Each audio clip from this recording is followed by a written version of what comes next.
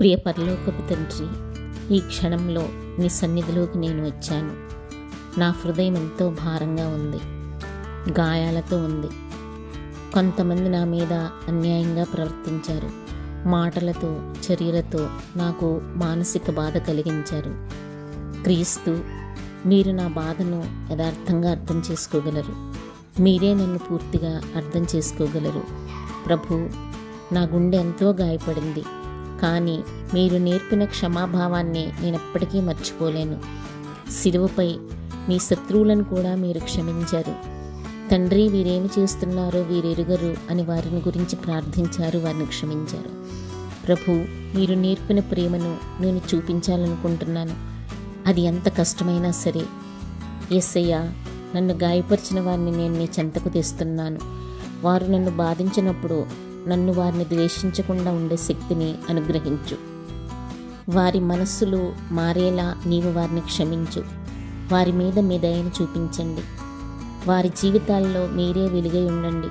వారు నీ ప్రేమను గ్రహించినట్లుగా చేయండి. వారు చేసే పనుల ద్వారా నేనెంతగా ఎదిగానో, మీరు నన్ను ఎంతగా శుద్ధి చేశారో నాకు వారికి కూడా తెలియచేయండి.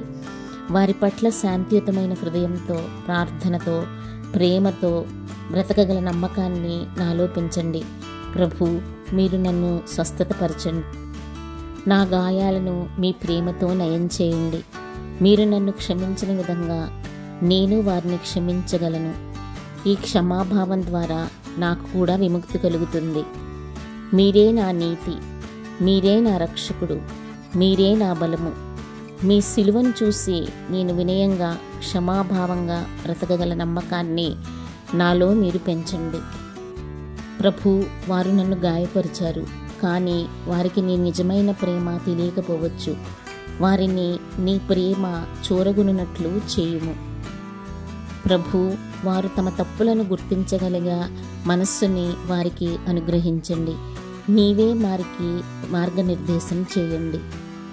ప్రభు, వారు చేసిన పనుల వల్ల ఇతరులకు కీడు కలగకుండా వారు మారిపోవాలని నేను ప్రార్థిస్తున్నాను. వారిని మీ మార్గంలో నడిపించండి. నా బాధను మీరే అర్థం చేసుకోగలరు. ప్రభు, నేను ప్రతీకారం కోసం కాదు, శాంతిని కోరుకుంటున్నాను. క్షమించలేకపోతే నా హృదయం కలవరపడుతుంది. ప్రభు, నీవే నా హృదయాన్ని మృదువుగా చేసి ప్రేమనిచ్చే హృదయంగా మార్చు. ప్రభు, నా హృదయ గాయాలను మీరే నయం చేయండి. నా హృదయానికి స్వాంతన మీరే. నాలో శాంతిని మీరే పునరుద్ధరించండి.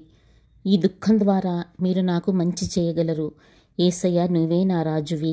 ఆమెన్.